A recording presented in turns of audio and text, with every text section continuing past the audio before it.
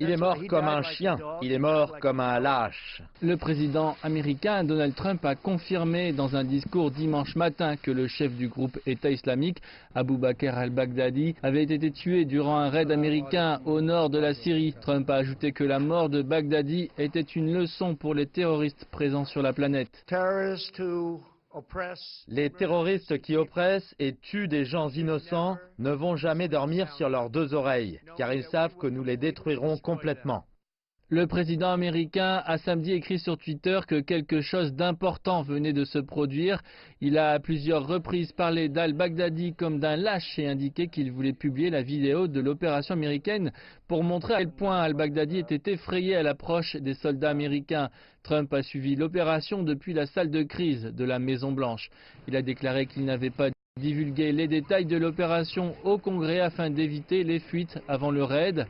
Les législateurs américains ont réagi à la mort du chef du groupe EI.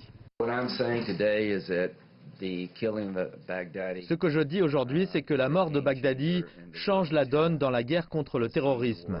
Elle ne signifie pas que la guerre est finie. La détermination du président a payé. Nous ne lui donnons pas assez de crédit pour avoir détruit le califat. Il a fait cela en quelques mois, pas en quelques années. Il a changé les règles d'engagement. C'est un succès opérationnel, c'est une victoire symbolique. Il avait le sang de milliers et de milliers de personnes sur les mains, dont celui de nombreux Américains et journalistes américains. Donc c'est un grand jour. Un tueur impitoyable a été traduit en justice.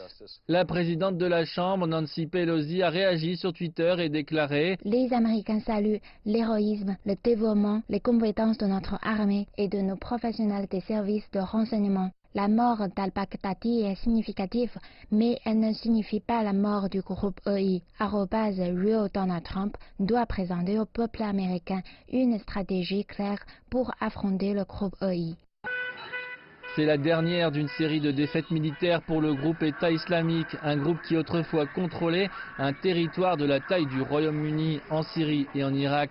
La question est de savoir si c'est la fin du groupe État islamique ou si le groupe pourra se réorganiser et contre-attaquer.